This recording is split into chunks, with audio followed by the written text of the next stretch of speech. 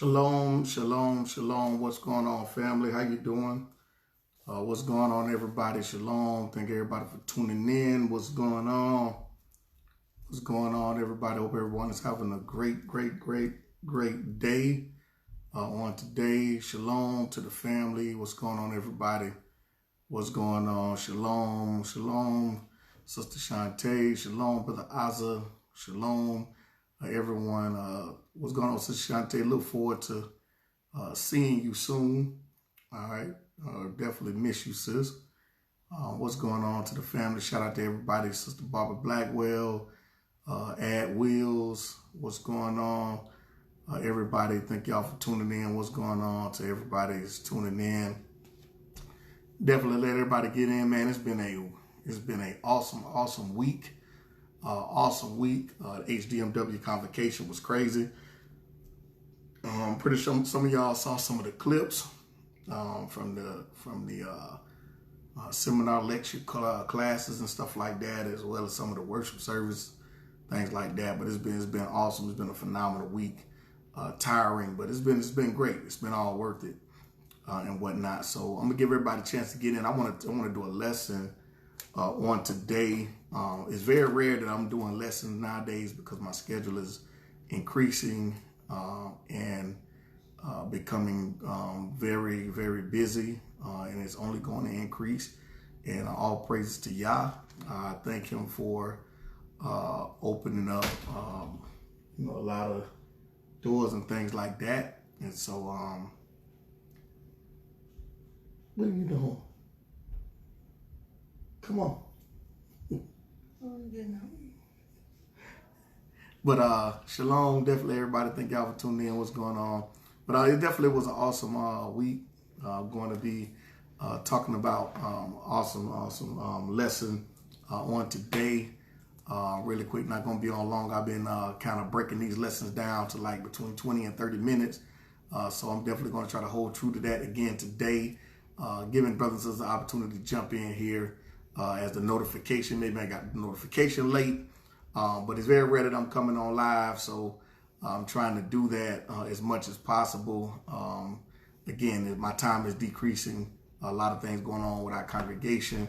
A lot of changes, good changes, a lot of schedule increase, good things. And so I just want to take this time to do a lesson real quick. And so the title of this message that I have, we're going to start in the book of Acts, okay? Because it's very important to really understand the book of Acts. And so we're going to go into the book of Acts and we're going to look at some things about everybody, about our callings and things like that. And so we're going to look at what the congregation looked like, the assembly. We're going to go and look at Paul talking about, which is the foundation of scripture of our congregation, becoming all things to all men. So we're going to look at that and get into some things like that. And so things going to be an awesome lesson. So turn me to the book of Acts. We're going to go to Acts chapter number 28. Acts chapter 28. Acts chapter 28. Shalom, Brother DeVoris. What's going on? Tammy Moultrie. Shalom. Shalom to everybody tuning in. We're turning to Acts chapter number 28. Okay, Acts chapter 28. All right, Acts chapter 28. Super Bowl champion Bill Belichick has this saying. His saying that he tells every player every single year when they're preparing, when they're going through all of their scouting reports and all of these things, when they get the plan for the week for each different game, he has this same saying. He has one simple saying, and that saying is, do your job. Right? This is a saying that does not change. And that way, each player gets their assignment and their task of what they're supposed to do, and they hone in and focus on that. If the offensive lineman, all right, if the offensive lineman, each player on the line, from the tight end to the center to the guards and the tackles, all have their assignment depending on what play is called. The guard cannot focus on who the center is supposed to be taken care of, okay? The center has to make sure he focuses on who he has to block from getting to the quarterback. He can't focus on the tackle. He has to do his job. Okay? If you want to be effective with your assignment, the quickest way to be effective is to do your job. Every last one of us in the body of HaMashiach, we all have an assignment to do our job. We cannot focus on the tackle that's next to us. We can't focus on the center. We can't focus on the tight end. We can't focus on the guard. Shalom, shalom, Bishop Joseph Howard, my big brother. We can't focus on any of these things. If we are focused on the person next to us, then we won't be able to block the person that is trying to get to the quarterback. If my job is the linebacker, I have to pay attention to detail. That's the best way for me to be effective in being part of the body. The offensive line is a body. Everyone has to be effective. Even the tight end, when he has a blocking assignment, he can't think about running a route. He has to make sure that his job is to chip the defensive end from getting to the quarterback. If the tight end does not focus on the defensive end and he's focusing on the cornerback, the defensive end is going to have a free run to the quarterback, and the quarterback can get sacked, can get hurt, okay, loss of possession, can fumble, all of these things. The problem that we have is going on in today's time. If we're going to say we're a body, we can't focus on someone else's job. We have to make sure that we're focused on our job. One of the biggest problems also is we will identify that we're part of the body, but many of us fail to understand our assignment. That is the biggest problem with the body. The biggest problem is we know who we are. We know we're a tight end. We know we're a defensive tackle. We know we're a guard, but we don't know our assignment. And we're linebacker, or we're defense, we're offensive guards trying to play running back. Because it seems as though the running back is getting more shine. Everybody talks about the running back more so than they talk about the offensive line. But without the offensive line, the running back can't make it through the hole. The running back can't score a touchdown without the offensive line. So who's the most important? Is it the one that's getting the shine? Or is it the one that's on the front line being the prayer warrior? Do your job. Learn what your assignment is. Figure out what your assignment is. Your assignment may not be to speak to the nations. Your assignment may be just to be at home praying for the one who is sent to the nation. But can you effectively do that? Can you effectively be the one in the background that nobody knows but Yah? Can you be like David in the background tending to sheep? He gets elevated because he learned how to be in the background. That's how he got elevated. How many times have you heard a person that was a background singer like Luther Vandross, and all of a sudden he becomes one of the greatest singers of all time? But he started in the background. Tupac Shakur was a roadie, carrying bags for people. He didn't despise his small beginnings, but yet now he becomes one of the greatest rappers to have ever lived. But he started in the background. He did his job and he did it well. He carried bags. You're a background singer, do your job, do it very well. You're a prayer warrior, do your job, do it very well. You may not be the one called to teach. Just because you find out you're Israel don't mean you're called to teach. Learn how to play the background. Do your job. Once you learn how to effectively do your job, then you can be promoted. David, you called to be king, but go back to doing your job in the background. And let me create an organic opportunity for you to be able to come to the forefront to lead. But if you don't appreciate being a background singer, if you don't know how to do your job well in the background, then how can the Most High trust you for him to put you in the forefront to lead the people when you haven't learned how to do your job in the background? We're worried about everything else. We worry about is this person doing, is this person living up to this? Is this person doing that? Oh, is this person do this? Did they do that? Why are you worried about what they doing? Or do you know what your assignment is? Do your job. Judah is worship. Judah means praise. Judah's job was to go out before the battle to lead worship. You don't see Judah trying to be priest in the temple. Levi's job is to take care of the temple, make sure everything is done in the temple. You don't see them out on the front line with Ephraim trying to fight or Benjamin trying to fight. You don't see them doing that because they understood their job. Now we come to a place in time in the day and age in which we live. Nobody knows their assignment. Therefore, you can't be effective doing your job.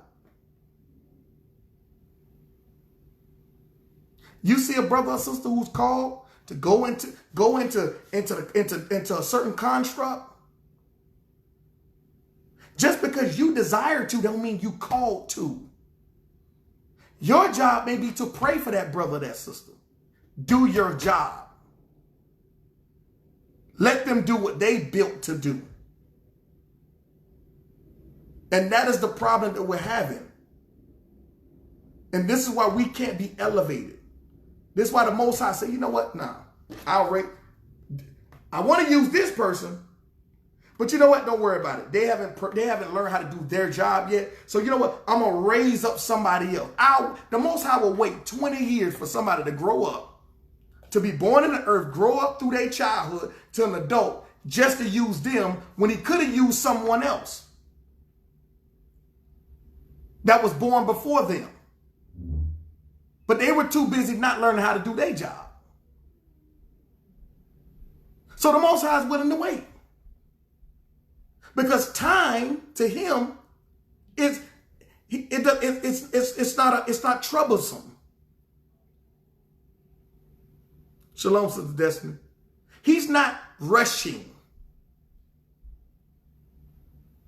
Nothing's going to press him or pressure him into doing anything outside of what he wants. He will stall it out and wait. The man at the pool of Bethesda got to wait till he's 30-something years old or in late in age for Hamashiach to come on the scene in the flesh so he can get his deliverance. You tell me it wasn't somebody else that could have been used, but the Most High will wait. Now we go to Acts chapter number 28. We can be a better people in a better situation. Shalom. We can be in a better place, a better situation, and be more effective for the kingdom of Yah if we do our job. It's the same thing he said in Deuteronomy 28. If you keep my commandments, you will be above every nation on the earth. If you do your job, I can promote you as running my company. But if you can't do your job and you're too busy worried about what everybody else doing, you're too busy worried about what everybody else saying, you're too busy worried about what everybody call themselves, you're too busy worried about all of this stuff, you cannot be effective to do your job. Because you're consuming time that he gave you, that he birthed you in the earth for, and you're wasting his time. Because all of us is on a clock that don't belong to us. All of us are on a clock that doesn't belong to us. All of us are breathing in his air that belongs to him. So if we're doing something outside of his will or what we're called to do, we're wasting his time. We're wasting his time. Because even our breath don't belong to us. The very next second don't belong to it. It all belongs to him. And once we get this understanding, we can be more effective. Just because it look cool to run up in a mosque, or it looked cool to go try to reach folks in the mosque, that don't mean you called to do that. You may not be built for that, because you can't even handle the small things, let alone the pressure of being ridiculed for doing it. We all can point fingers and gang up with other people who feel like we feel, but yet none of the people who aren't going are built for it. That's why you ain't sent to do it, because you're not built for it. Meaning you haven't been given that assignment to do it. And this is why we have to understand why it seems as though others are being promoted on our jobs more so than us. Why? Because the person that started off as a regular employee put in the time, found out what his assignment was. Okay, this is my assignment. You want me to do this, this, and that? The person that elevates don't deviate from that. They don't start coming up with their own thinking or get mad at somebody else or desire something that somebody, because your path is not going to be the same way. Acts 28 and verse number 20. Acts 28 and 20. For this cause, therefore, have I called for you, to see you and to speak with you. This is Paul after Paul gets out of jail for being accused by his own brothers. Listen to this. I want y'all to listen to this. Many of y'all in our congregation, y'all know that's the first thing we teach dealing with Paul on trial. So it will set the tone for all of Paul's letters. The book of Acts and Paul on trial sets the tone for all of Paul's letters. So Paul gets out of jail. Okay? He's out of jail. Now he's going to see some of his brothers, or his brothers are coming to see him. He said, for this call I sent for you, I speak with you, because that for the hope of Israel I am bound with this chain. And they said unto him, we neither receive letters out of Judea concerning thee, neither any of the brethren that came showed or spake any harm of thee. Verse number 22. But we desire to hear of thee what thou thinkest. For as concerning this sect, what sect? They had gang banging back then too. Oh, you not claiming my sect in Israel? Then we ain't rocking with you. Oh, you don't do it the way we want you to do it? Well, we ain't rocking with you.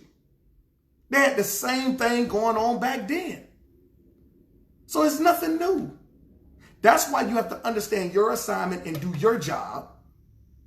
Because no matter what happens, it's going to always be folk to say you ain't doing it the way they doing it. You ain't saying it the way they saying it. You ain't calling yourself what they call themselves. All this other stuff. It's going to always be an issue, because it's always been an issue in Israel. It's nothing new. This is why you have to be rectified by Hamashiach when he comes back. All this stuff going to get rectified. Don't pull your hair out about it. Don't pull your hair out about it. You got Israelites that say Jesus. You got Israelites that don't say Jesus. Don't pull your hair out about it. It's all going to be rectified when Hamashiach come back. Well, upon his return, it will all be rectified. Just do your job. When the last time you made a disciple? That's your job. And we're going to show what our assignment is. So that way there's no confusion about what your job is and what you're supposed to be doing. The harvest is plentiful. So if the harvest is plentiful, I don't have time to worry about what somebody else is doing, because it's enough harvest out here for me to make sure that I go make sure I produce, or I go pluck and bring them and present them to the Father. I don't have to build upon another man's foundation, because there's plenty of land out here. There's plenty of areas to go in.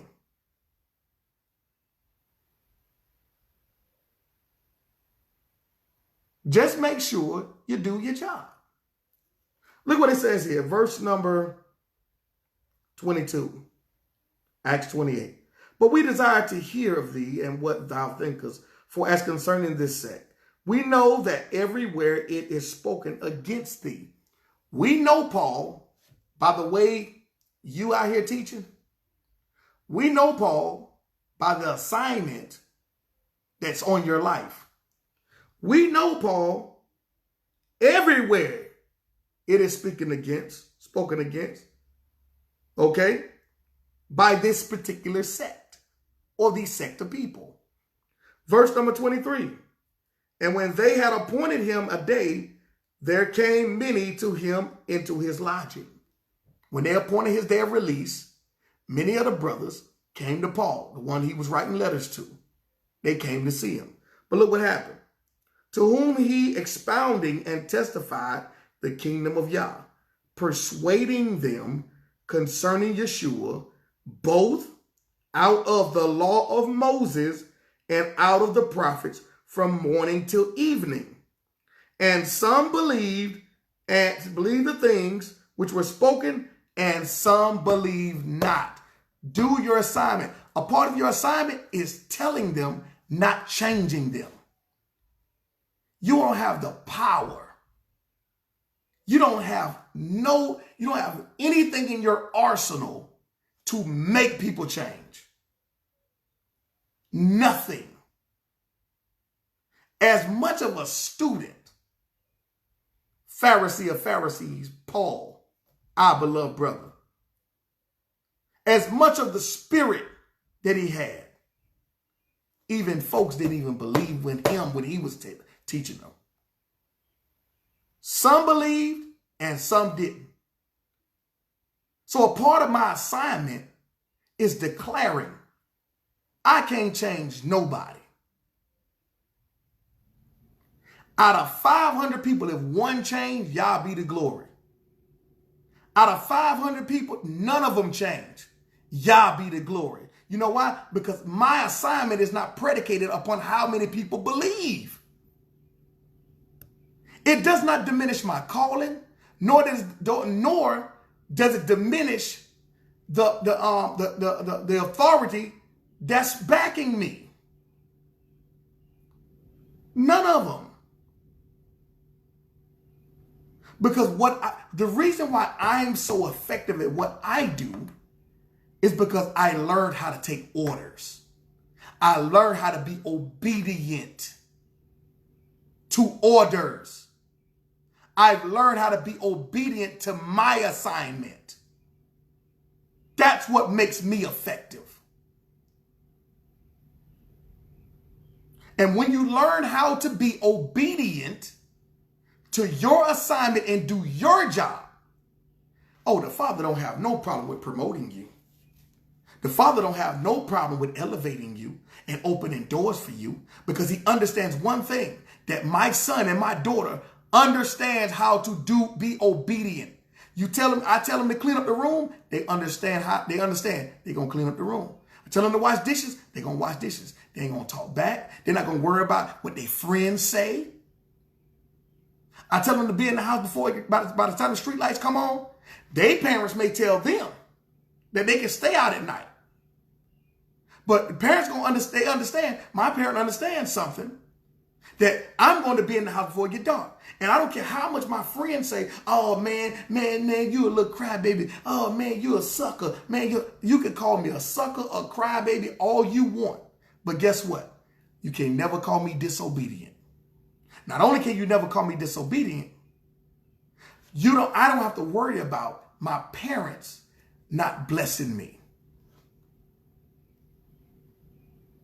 So when it does come a time when I say, hey, Mom, can I just hang out such across the street just a little while longer? They already know that they can trust me if they tell me, okay, you can hang out over there, but you better be home at 9:30. Because I know that my parents giving me an extension and trusting me with that extension to be home at 9:30 on the dot. Not 9:31, not 9:32. And when the Father can trust you, then he don't have a problem with elevating you. Meanwhile, the children that's worried about you, they're the ones that's going to be watching you as you surpass them.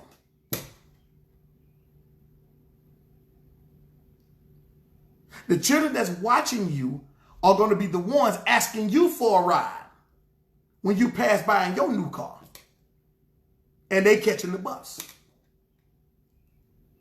Because their parents don't trust them.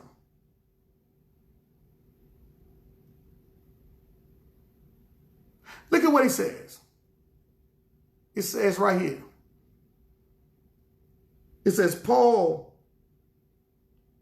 persuading them concerning Yeshua, both out of the law of Moses or Moshe and out of the prophets.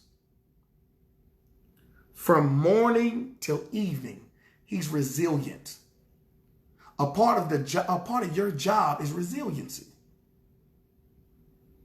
A part of your job is to be able to take a licking and keep on ticking, as they say. A part of your job is endurance. A part of your job is laboring. It says right here, he persuaded them out of the law of Moses and the prophets day and night. He was resilient, long suffering. You don't have no patience with people. You don't have no long suffering. The Most High may have you laboring with people for 10, 15 years before they decide to get a breakthrough.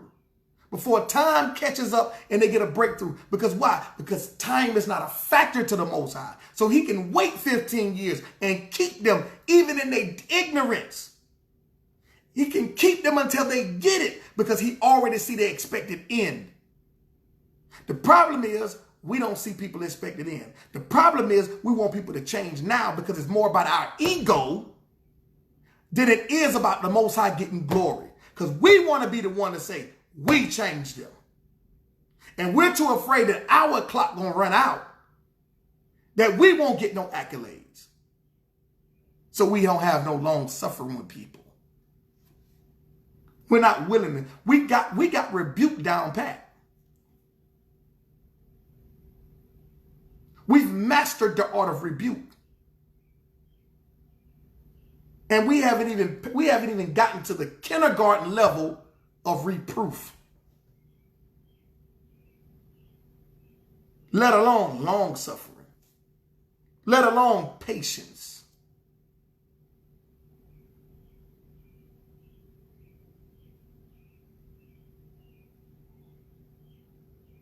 Let alone long suffering and patience. I say it all the time. 20 years, 30 years it took you to come into knowing who you are when people was telling you over and over. And now that you come into who you are, the next 10 days you want everybody to change. You have totally forgotten. You have totally forgotten how long it took you. Because why? That's ego. That's arrogance. That's putting the weight upon the people that you couldn't even bear. You couldn't even put the weight. You couldn't even carry that weight. It took you 20 years to come into the truth. Now you want them to come into the truth 20 days. Cut out everything. Stop. You can't do this. You can't wear that. You got to stop this. You can't do this. You can't do that. You can't do this. You can't do that. All this type of stuff. And half brothers and sisters in Israel done been in the truth for 10 years and they still haven't gotten past level 1. They still haven't learned how to love their brother as they self. The elementary things of the Torah, they still have not understood. And yet they still want to call somebody else out.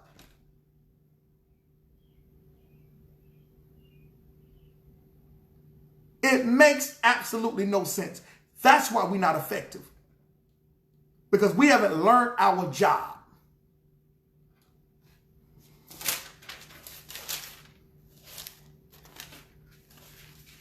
First Corinthians chapter number 3.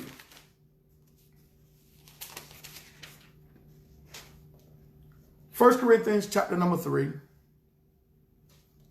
Akote Shante, I'm telling you. I'll call y'all later.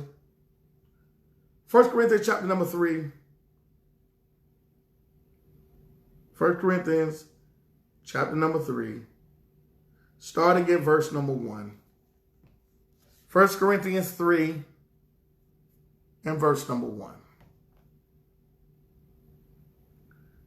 And I, brethren, could not speak unto you as unto spiritual things, unto spiritual, but unto carnal, even unto babes in Christ.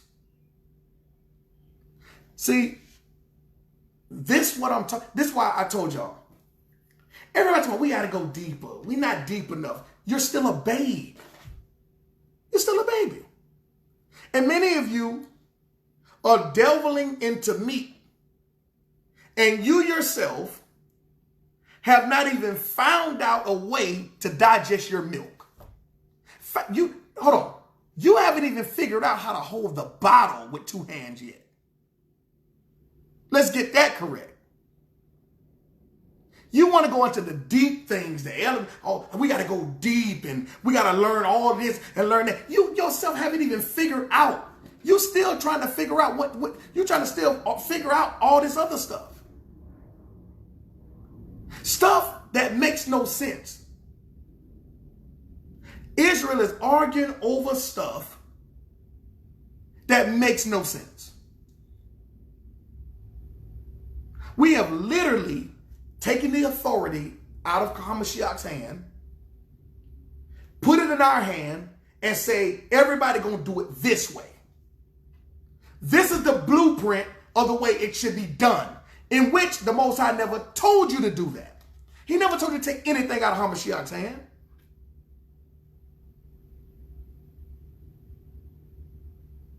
Can you learn how to love your brother first? Can you learn that? Can you master that? Can you master loving your brother as yourself before you can argue over when the Sabbath is? Can you learn that? Can you learn how to love your brother as yourself without arguing over should we wear fringes or should we not wear fringes? Should we wear ZTs or should we not wear ZTs? Yes, absolutely. Can you learn how to love your brother as yourself without arguing about what earth is flat or round? Can you learn how to love your brother as yourself without arguing over what calendar is the right calendar? Can you learn how to love your brother as yourself without arguing about should we call him Jesus or not?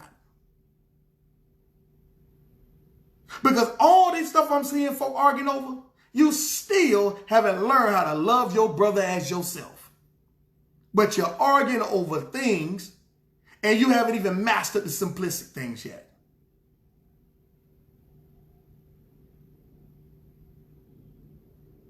And we wonder why.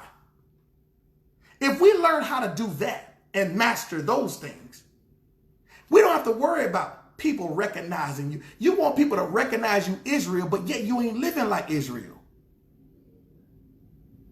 Israel has a mandate. Love your brother as yourself. You want people to know who you are and who our king is? They shall know you by the love that you have one to another. You want the world to accept and embrace you, Israel, and you still divided.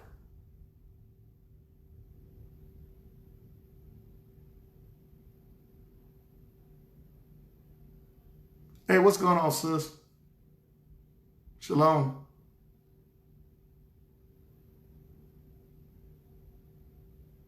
This is the elementary things. This stuff is so elementary. The world ain't going to know who you are. The world not going to accept you, Israel, until you learn how to do the elementary things of Yah. That is our job. Our job is to love our brother as ourselves. That's our job. And then the world will know. Oh, well, you ain't a part of this camp because we're a part of that camp. And we don't rock with this camp because we don't rock with that camp. All this stuff is back and forth. Nobody doing their job. How can people know?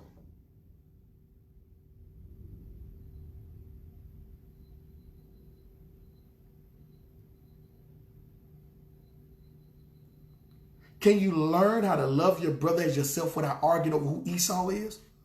You don't even know who you are because you don't even know how to love your brother as yourself.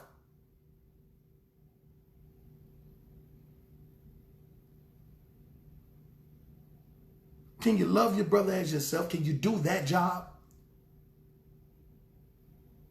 without arguing to who the Gentile is? Love your brother as yourself.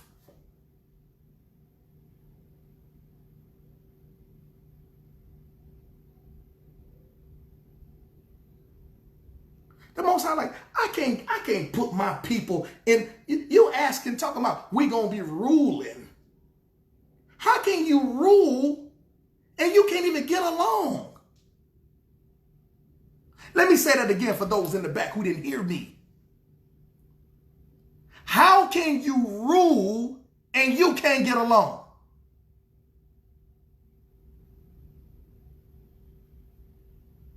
Your job is simple, and you can't do that. You think the Most High finna put you in charge? Come on.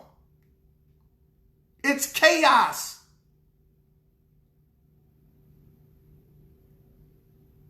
And the stuff that you beefing about has nothing to do with salvation. And you think you finna rule? Come on. The stuff we arguing about, the Pharisees ain't even arguing about.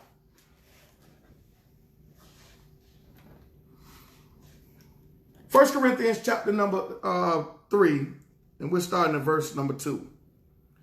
I have fed you with milk and not with meat, for whether ye were not able to bear it, neither yet now are ye able. You couldn't bear it before you came into truth because you were still on milk then. Now that you done came into truth and knowing who you are, you still can't bear it. Because you're still doing the same thing then as you're doing now. The only difference is you're saying you're claiming Israel, but your life ain't changed. You was backbiting in the Christian church. You was lying and stealing in the Christian church. You was lying and stealing out in the world. You were lying and stealing on your job. And now you're coming to Israel and you're still lying and stealing. The only difference is the world would not accept it. But you come to Israel, Israel seemed to be accepting it. Because as long as you claim Israel, we're not going to put it out on Front Street. We got to protect Israel because we want to build a nation. The Most High is building a nation. We ain't building nothing.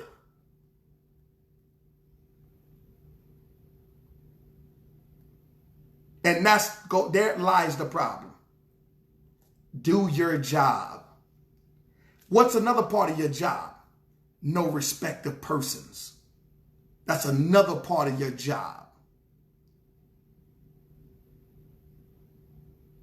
Israel. That's another part of your job. No respect of persons.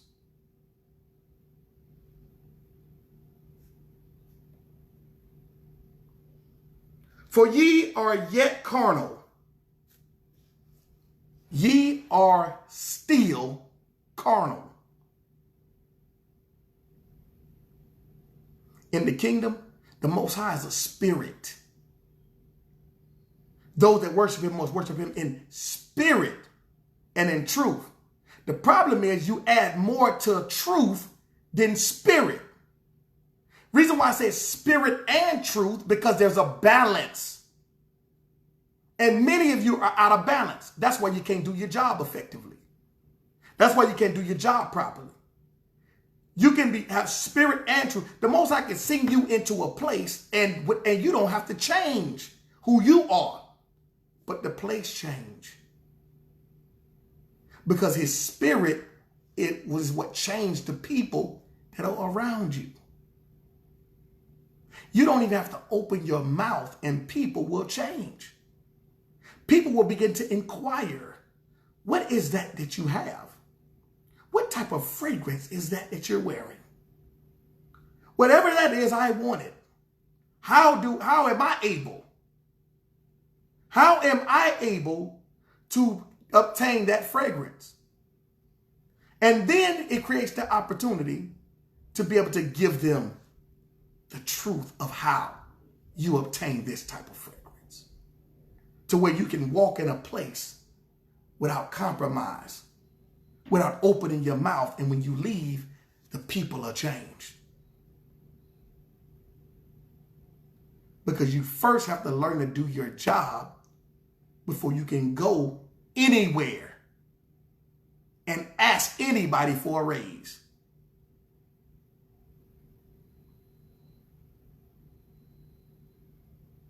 You can't go to your supervisor on the job. You don't show up on time. You ain't on time. You leave early. You halfway do your work and then you ask for a raise. You don't even do your job for me to give you a raise. Let's keep reading. It says, verse number 3, for ye are yet carnal, for whereas there is among you envying. He said, listen,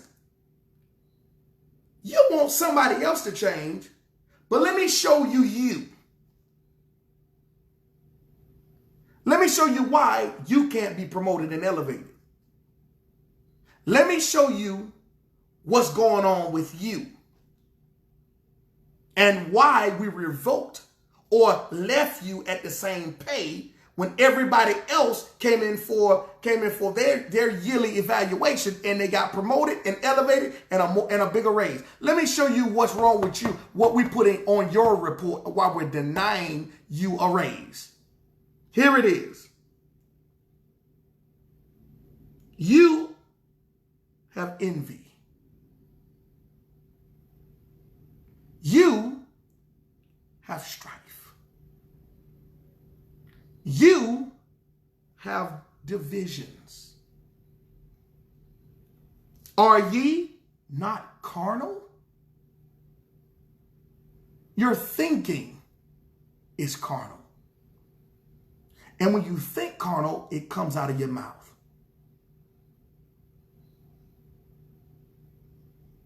When you think carnal, it comes out of your mouth. Shalom, Sister Delina, as well as Sister Evelyn.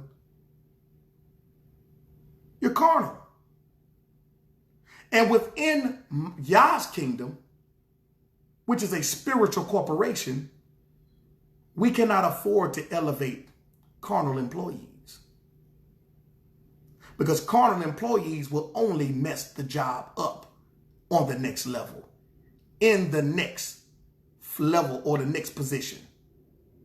We need people who know how to function spiritually, do what they're told. We need people to know when to keep their mouth closed, and need people when they know when to talk. We don't need people that are a bunch of renegades flying off at their mouths.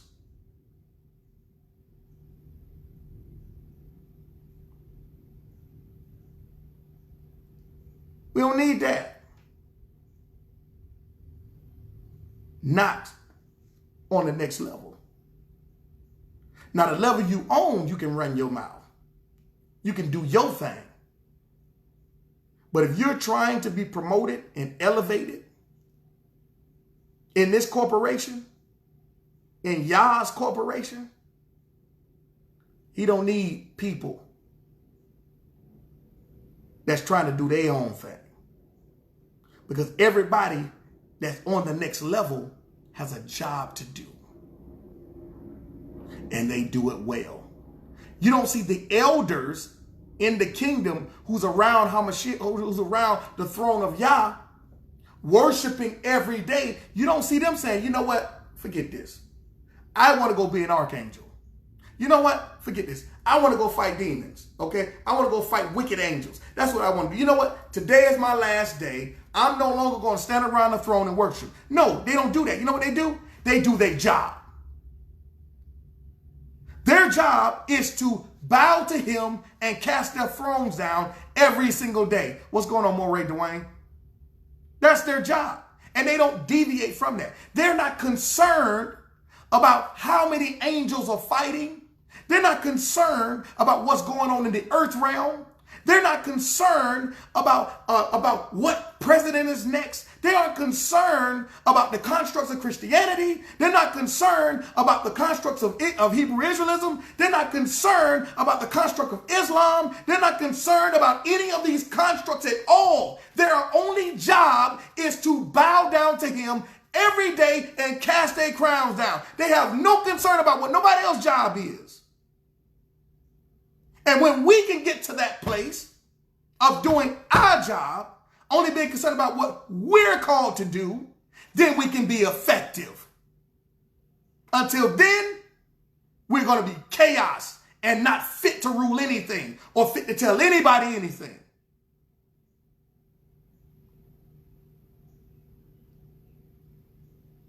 Paul understood his job. I'm called to the Gentiles. No matter if they're Hellenized Israelites, no matter if they're Gentiles or Greek-speaking Jews, I know what my assignment is. This is my assignment. This is why he'll say, I'm the apostle to the Gentiles. Because he understood his job. This is why Paul could be effective in what he was doing. This is why when people asked him how to handle a certain issue, he could write them a letter and say, do this, do your job. That's it. When people ask me, hey, listen, Paul, will you come and handle this? He said, no, you do your job. You handle whatever the situation need to be. Let me give you some wisdom. Timothy writing him up in Ephesus about what's going on. He said, don't let them despise your youth. I'm not coming to Ephesus. Do your job. I left you in Ephesus to handle it. You do your job. Shalom, Bishop LK. Do your job. I don't have time to worry about what TD Jake's talking about because I have too much on my plate as it is, so I need to make sure I do my job so I'm not distracted by what Jake's is talking about or about what anybody else talking about. That's why I don't talk about Israelite camps. You know why? Because I don't have time to worry about what they doing. You don't see me spending time anymore worried about what folks doing in Kemet, Kevin Wesley and all of them. You know why? Because I have an assignment that I have to do and I can't be worried about what they doing. I have to do my job and do it effective to the details. The Most High give me my briefing. He briefed me. He gave me my assignment. This is what I want you to do. This is what I want you to go. This is what I want you to say. I don't deviate from that. This is what I want you to wear. I don't deviate from that.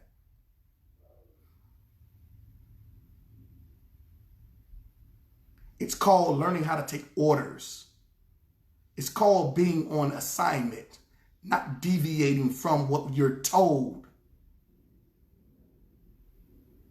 And when you're effective and obedient to it, you're elevated. And the more you're elevated, the more the Most High is going to anoint your mouth and your hands. And people will be calling you to come to them. And then the Most High will put the Spirit on people to give to you. You don't have to ask them for nothing. They're going to be willing to give it to them, to give it to you. Because they're going to see your need and they're going to see the vision that the Most High gave you. So you don't have to beg people for nothing. Nor do you have to ask people to open doors for you. Because he's going to do it. Why? Because he trusts you with the assignment given to you. Let's keep reading.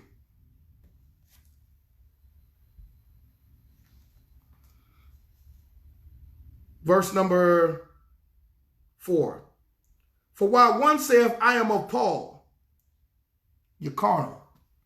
I'm of this congregation. I rock with this moray. I rock with this pastor. Yeah, this pastor, I rock with that pastor. I rock with that crew over there. I don't call myself that. I call myself this. For while one saith, I am of Paul, and another, I am of Apollos, are ye not carnal? Paul said that you carnal. How can you say we're a nation and you're carnal? You're banging. You're gang banging. That's carnal thinking.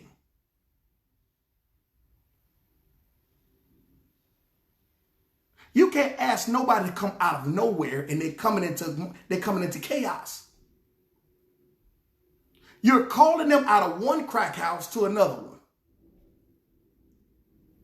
It's better over here at this crack house than that one over there. Instead of saying, come out of there, let me take you to a rehab. Instead, you say, come out of that crack house, this crack house look better. That crack house over there look beat down, beat up. It ain't no lights on over there. You come across the street to this crack house, we got lights on over here. We got water on over here. We got everything you need over here, but it's still a crack house.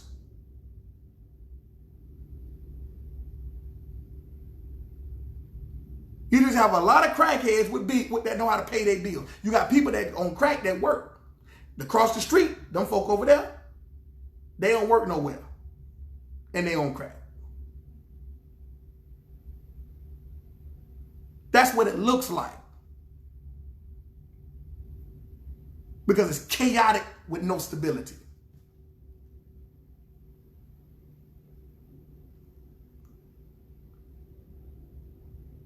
Verse 5, who then is Paul and who is Apollos, but ministers by whom ye believe, even as the Lord gave to every man. Verse number 6. I have planted Apollos. I have planted. Listen to what Paul said. I have planted. He didn't say I planted and watered and gave no increase. You know why? Because he understands his assignment is to plant. Paul understands that his assignment is to plant. Can you be resolved with just planting? Can you do that? The toughest job is to plant. Planting requires more than watering. Watering looks good because generally watering looks comfortable. Most people that water, they just stand out on the grass, just hold the water like this.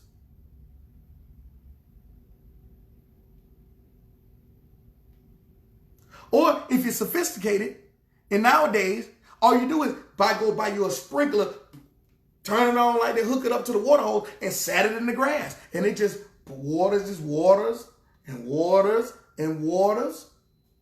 Versus the person that got a plant. You got to get on your knees. You got to get your hands dirty. You have to make sure you dig the roots up. You got to make sure you do all of these things. It's not glamorous planting. It's hard work. It's sweat. It's out in the sun. All of that. That's why most people don't make great planters, because it's hard work. But they'd rather build upon another man's foundation. While you're doing all hard work, they'd rather come by and steal it. They wait for it to grow a little bit, and then they come and dig it up while you sleep. They come steal it. And then while it has roots, when it goes from a seed in the ground to not having roots, they dig it up and they go take it to their house and plant it in their yard. And then tell everybody, come look what I did. Look what I've done. my God, boy, this thing, when they grow up, it's going to be good. But you didn't tell them you stole it. You built upon another man's foundation. Even Paul said, I don't do that. I don't build upon another man's foundation. Why? Because there's plenty of land out here.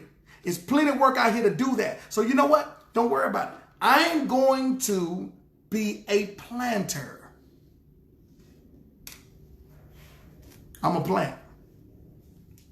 Paul say, verse number 6, I have planted, Apollos water. So Paul say, my job is to plant. Apollos' job is to water. Y'all are the ones arguing. Me and Apollos ain't arguing about nothing. You know why? Because me and Apollos understand that both of us have a job to do for the kingdom. Apollos ain't jealous of me. And I am not jealous of Apollos. I'm not telling Apollos that he's watering wrong. And Apollos is not telling me that I'm planting incorrect.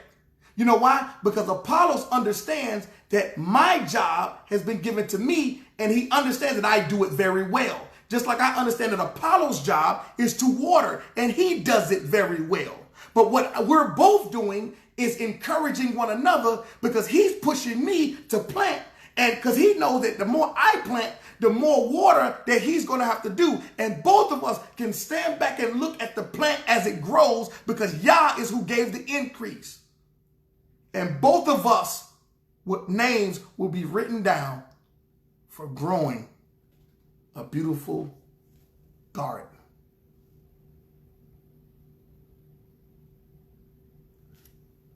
The planter and the waterer are not in competition of each other. The planter and the waterer need each other.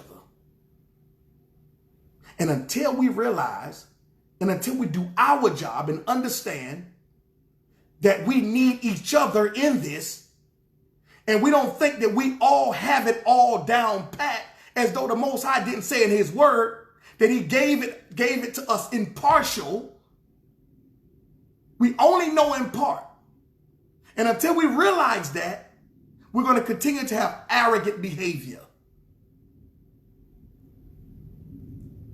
as though we've mastered this. No, you're a planter. I'm a waterer. Let's make it work. Let's make it work. You got the Torah.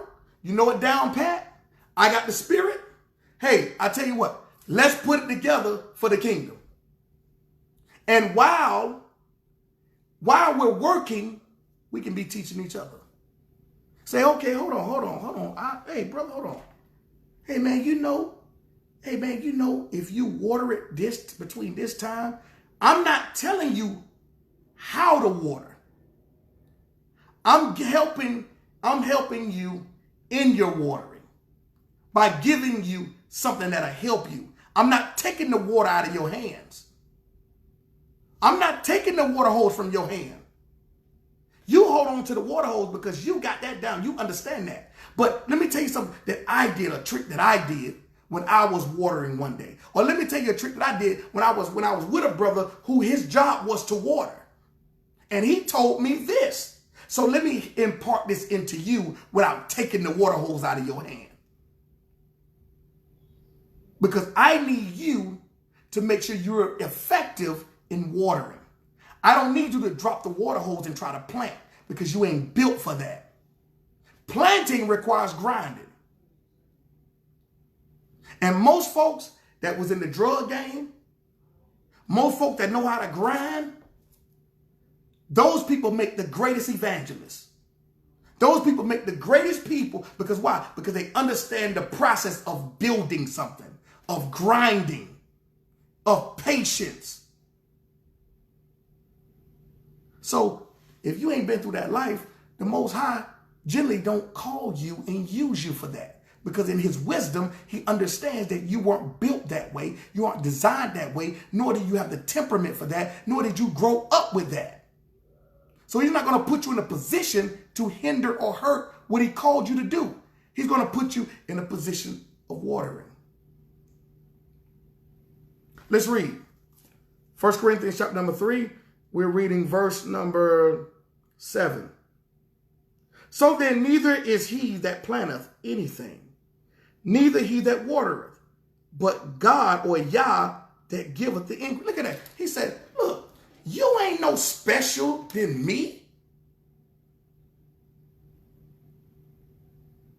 You think you special? The waterer thinks he's special more so than the planter. The planter thinks he's more special than the waterer. You tripping. Because no matter how much we plant, no matter how much we water, if the Most High don't give the increase, it don't matter. We built nothing. We did nothing. And this is the reason why folks are trying to build stuff and it ain't going nowhere. Because you think that you got the seeds, you think you got the water, and you think you're the one increasing something. You have deceived yourself into thinking that. And most people whose job is to water are trying to plant. Because you think that more people are giving the planter more accolades than you. So you're concerned more about what people think than what Yah thinks.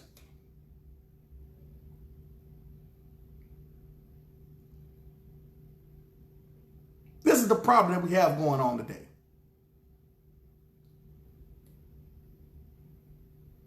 I don't have time to worry about what somebody else is doing. My assignment, my briefing, and my task has already been given. Now, I need to make sure that I am effective. Shalom, Elder. Hey, Sister Bougie. We have to make sure I don't have time to worry about what nobody else is doing. We all have our assignment. We all have our job. We all have our task. Now be a body. Hey, your arm, do the best at being the arm. Study the things that arms do. Stop trying to study what the foot does. Because no matter how much you study the foot, you're not going to be that. You're not going to become a foot no matter how much you study it. No matter how much you watch it, you're not going to become a foot. Because you've been called to be an arm. You've been designed to be an arm.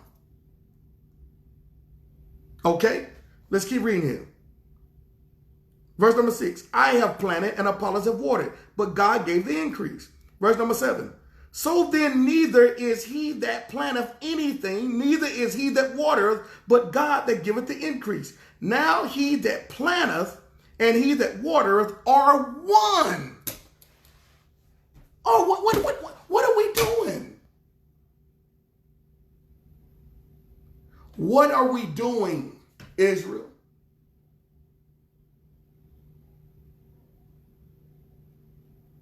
Why are you mad at the waterer? Waterer, why are you mad at the planter? When you won. If you become one, the Father will give the increase.